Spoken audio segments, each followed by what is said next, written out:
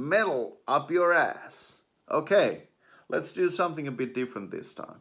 Instead of concentrating on one band, let's take a huge overload of classic rock music, some psychedelia, some prog rock, some metal, some more modern stuff, and let's go through the whole shebang, the whole history of metal and hard rock and whatever you got, with some taste of that experimentation, some of that avant-garde influence thrown in there for good measure.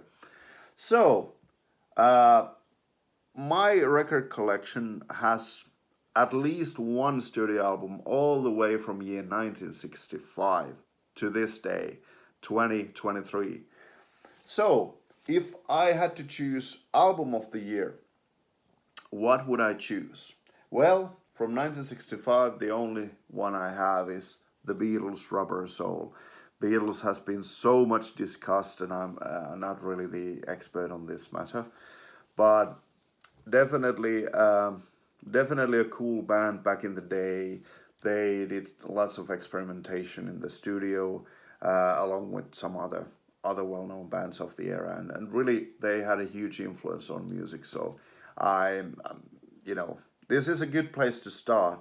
Beatles for me personally isn't my favorite band.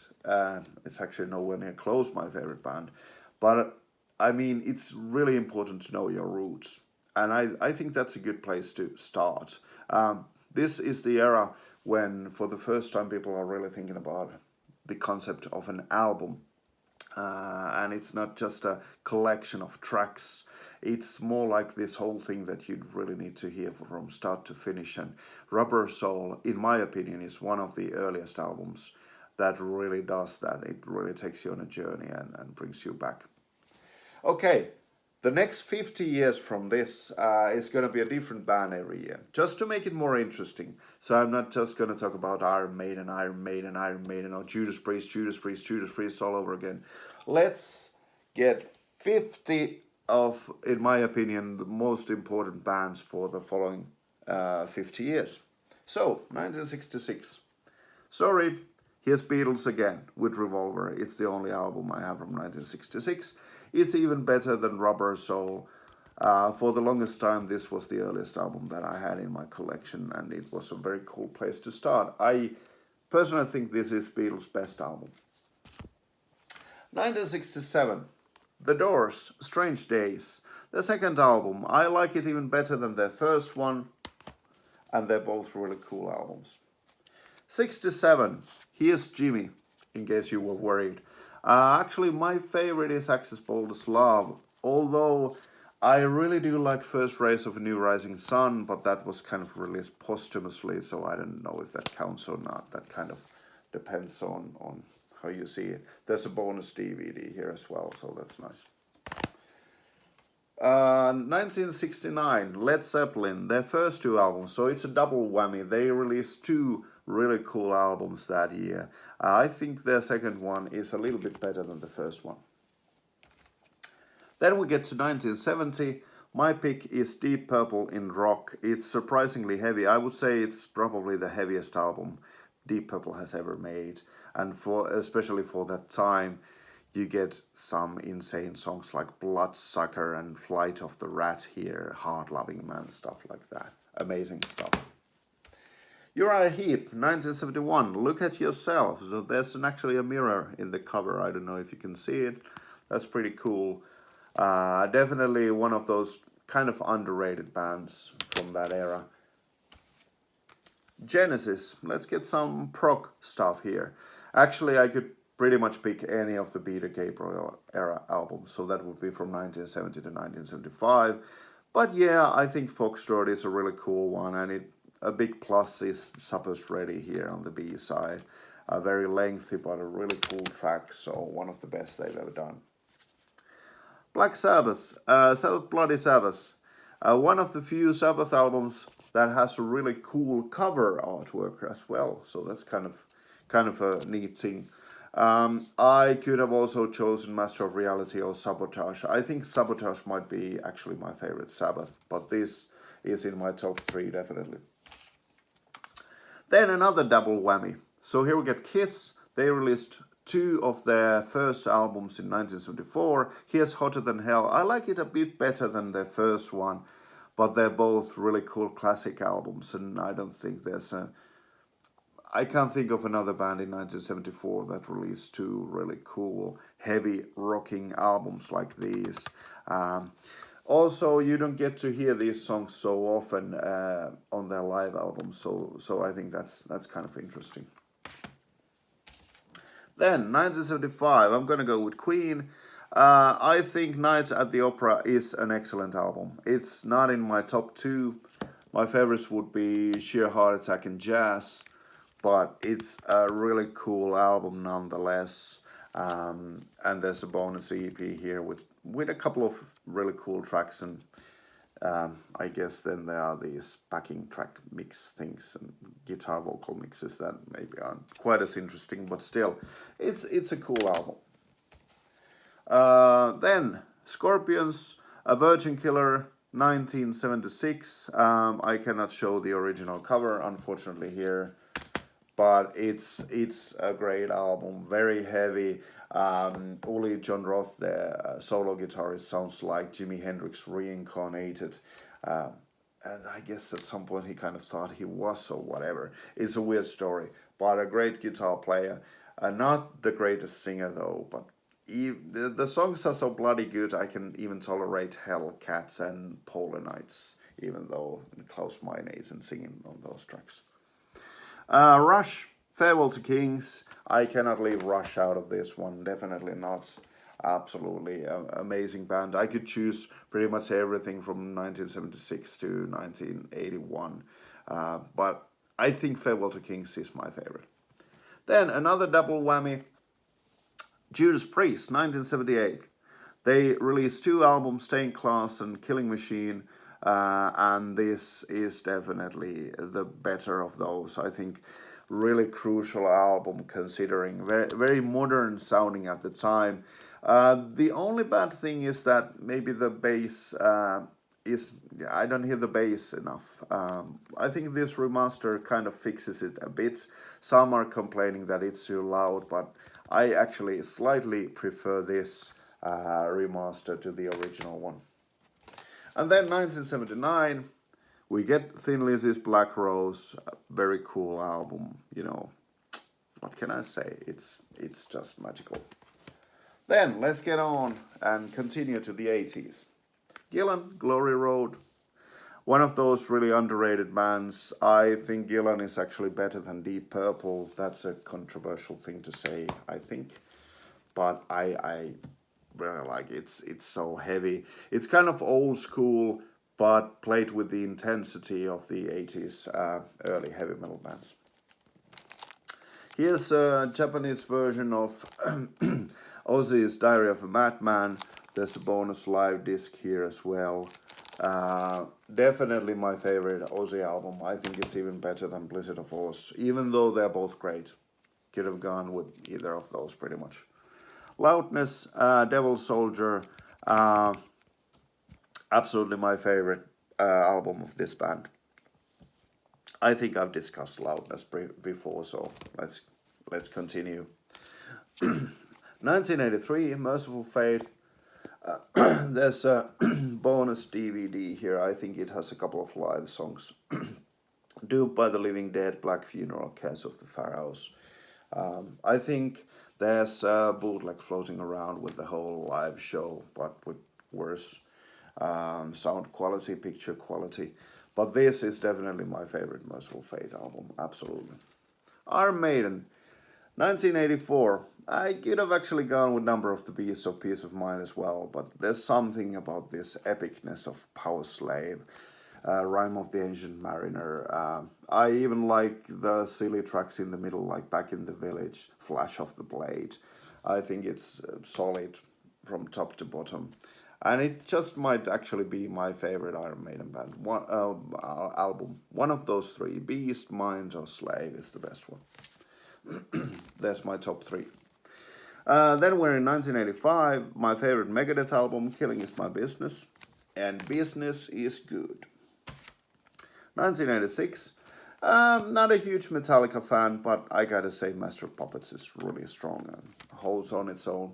Also on that tour, I think the band was really on fire. I mean, even Lars Ulrich, their drummer, maybe not technically the greatest drummer around, but he had lots of energy on that tour, and the early sloppy mistakes he had made were pretty much gone. I think the band were at their prime at that tour, as far as I've heard bootlegs, CDs, and some film material.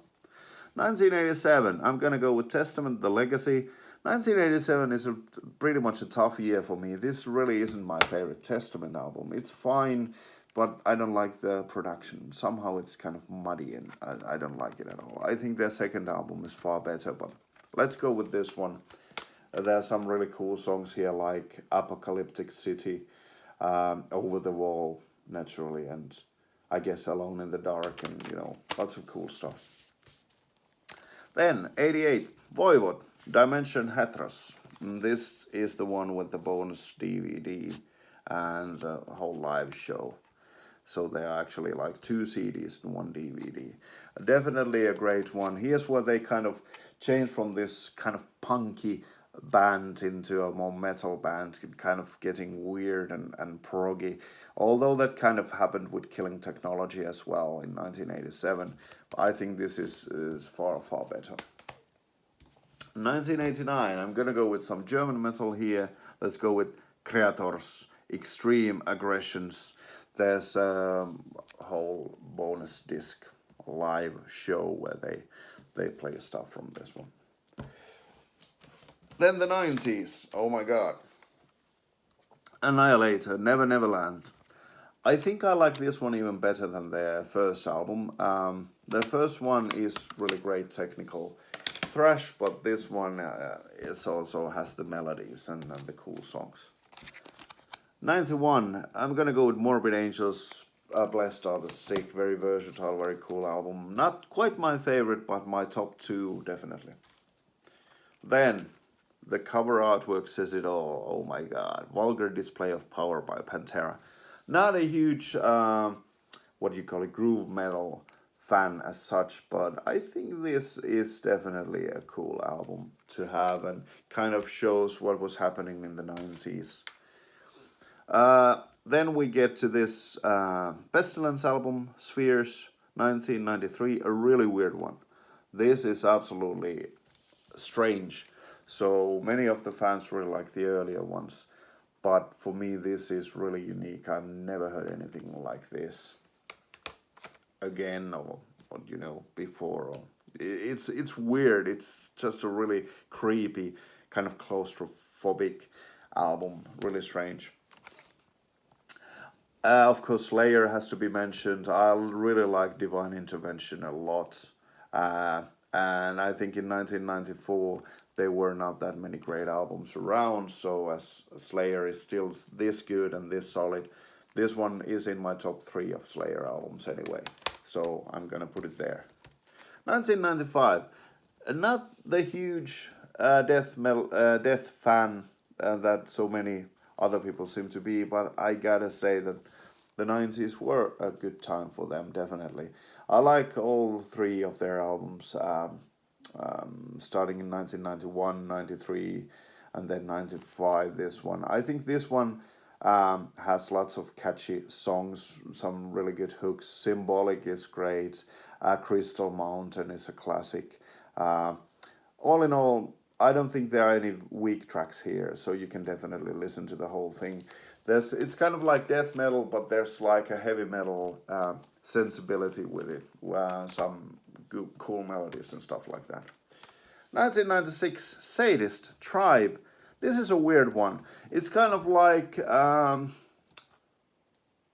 don't know, Dream Theater, if they were able to write shorter songs and had death metal vocals. I guess that one kind of gives you some impression, but there's also there's certain experimentation going around. So actually the main guitar player is also playing the keyboards, and he does it live also apparently, so that's a very, very cool, underrated band from Italy.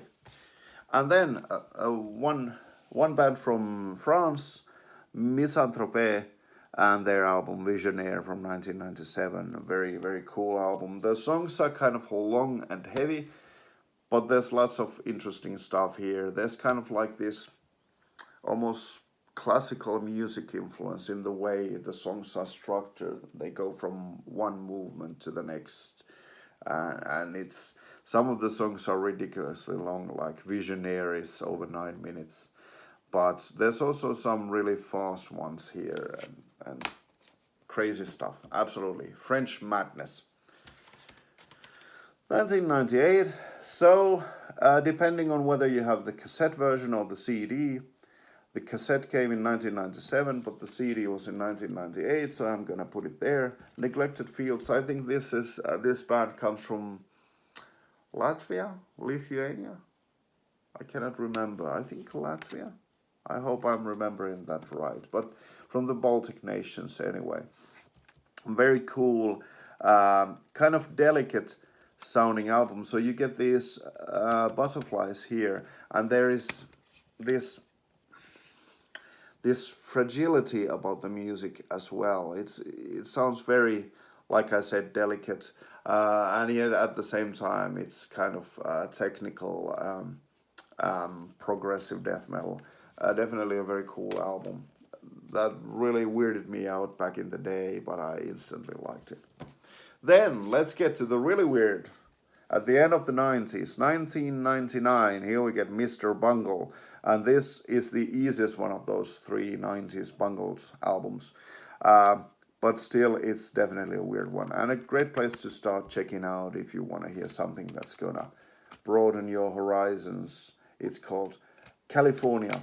And there's all kind of stuff here, from really metal stuff to Beach Boys sounds and some really almost like religious sounding choirs and some fast weird jazz, and everything just put into blender and mixed up. And it's still the easiest one of the Mr. Bungle albums to approach, in my opinion.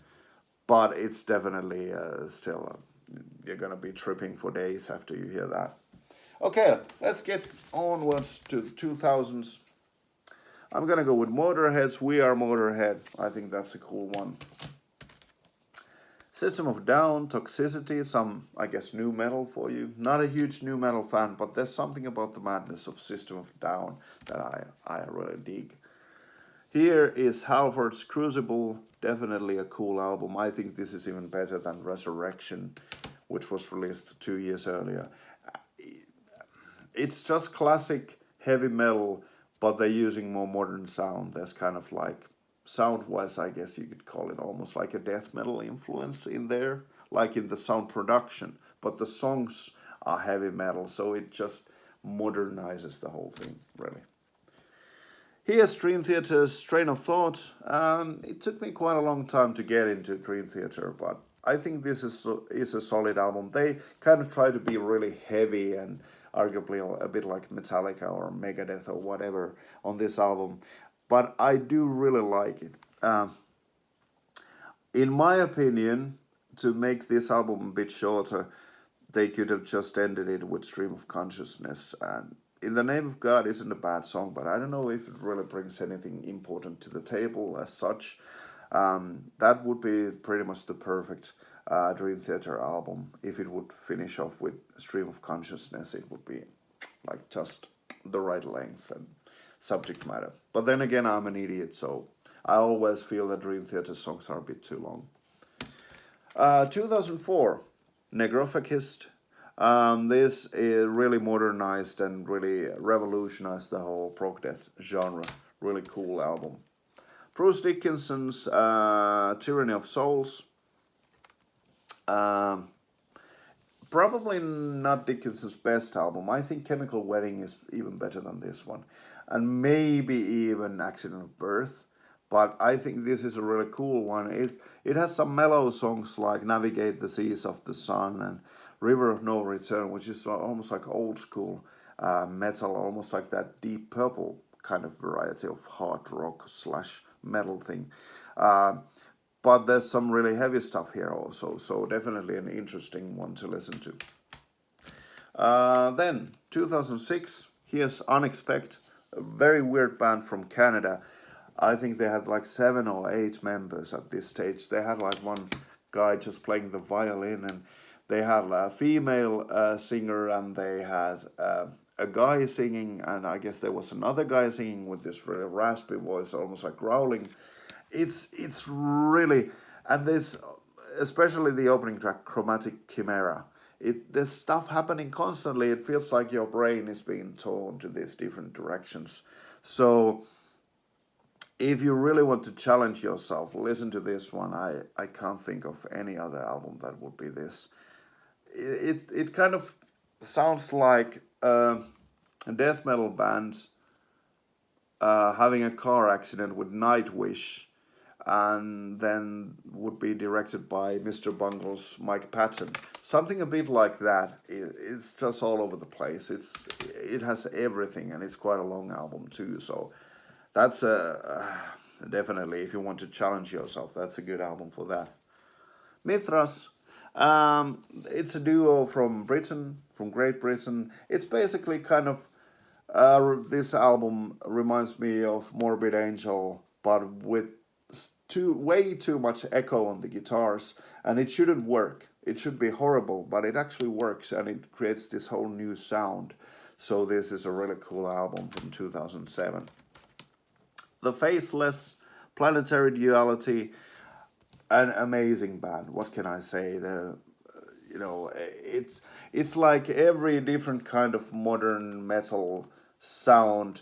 When the song changes, it's almost like a different band kind of thing. There's so much stuff here, and it's all played so. It sounds so effortless. They're doing this really technical things, but it sounds like it's really natural, and it just flows out of the band, and it's a really cool album. Definitely check it out if you want to hear some post 2000 modern metal. Here's Obscura.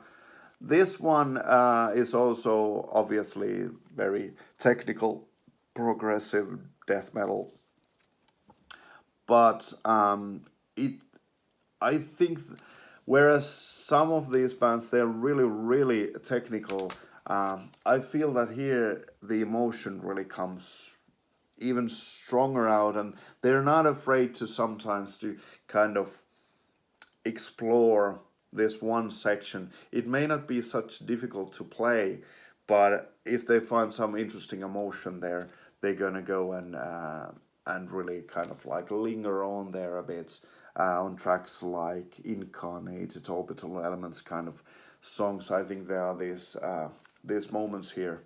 Also, the title track Cosmogenesis has this beautiful solo played by Mr. Jarchombek, who is the brother of the drummer in Halvor Band, and they're both amazing musicians and have done some really interesting stuff on their own. So definitely check that one out as well. The Ronnie Jarchombek and Bobby Jarchombek, I think, are the guys' names. Also, the opening track, the Anti-Cosmic Overload. That's just a classic for me, and might be, in my opinion, the best track I've ever heard from Obscura, still to this day. What next? 2010, here's Atheist with Jupiter. Absolutely one of the early prog death bands that I really love. However, I think this 2010 album is even faster and more vicious than the early 90s releases. So I think this one is actually their best album, which might be kind of controversial once again, but I really like that one. Here's Vector. They really modernized thrash metal. It's kind of like if Voivod was full-on thrash metal band. They kind of do that here. Definitely check out the song Tetrastructural Minds if you want to hear something that's going to explode your mind. I also really dig those high-pitched screams a la 80s Slayer that the frontman is shouting in there. They're really kind of funny, but at the same time really intense and really bring something new to the music. 2012, let's go traditional. Here's Van Halen's Different Kind of Truth. I'm kind of, it feels weird to say this, but this is actually my favorite Van Halen album. I really never liked them so much in the early 70s. I think their first album is a solid one, definitely a cool album, but I never really liked them that much. Here we have some of the really old demo songs being re-recorded with brilliant sound. I think the Gene Simmons demos from 1976 or something like that. There are quite a few of those. And also some newer songs. I think Blood and Fire was originally demoed in the 80s. It's amazing how they could hold on to such brilliant songs, and they just the production values and everything is pretty much perfect here. So it's surprisingly strong album from Van Halen at that stage in their career. I think it was their last album anyway, because I think there won't be any new stuff coming on with the passing of the guitar player. Eddie Van Halen, of course, I'm talking about. 2013, let's go a bit traditional, back to the 90s with Carcass. I think Surgical Steel is definitely a solid album. I'm not a huge fan of every single song here, but there's so much goodness and great melodies. It's great stuff. Yes, Alitor, I think they're from Serbia, if I remember right. This is their first album called Eternal Depression. There's some death influence here. It's in the realm of progressive death metal. They have their own way of doing things, but you can hear many of the classic from the early 90s kind of influence in here, being in the back burner, being in the background when they've made this album. 2006, absolutely my favorite post-2000 band from France called Gorod. I really like their Leading Visions from 2006, but this is from 2015, Maze of Recycled Creeds. I also saw them not on this tour, but the one following it when they released this EP, and the band was absolutely amazing. We don't see them that much in Europe. I think they're pretty hell-bent on conquering America, I guess. So they're doing more shows there, but definitely a great band.